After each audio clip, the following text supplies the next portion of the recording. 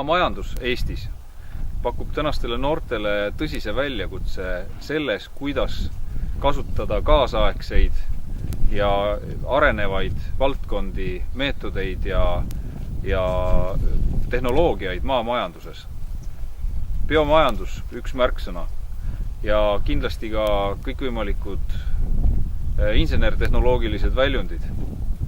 IT-ala on tõusev trend nii Eestis kui kogu maailmas. Selle rakendamine maamajanduses on üks valdkond omaette juba.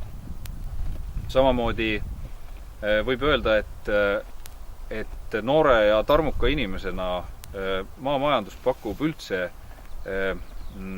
laiemat ampluaad enda teostamiseks. Siin töötavad kõik printsiibid alates ettevõtluse põhialustest lõpetades tõesti võib-olla peente biotehnoloogiateni välja.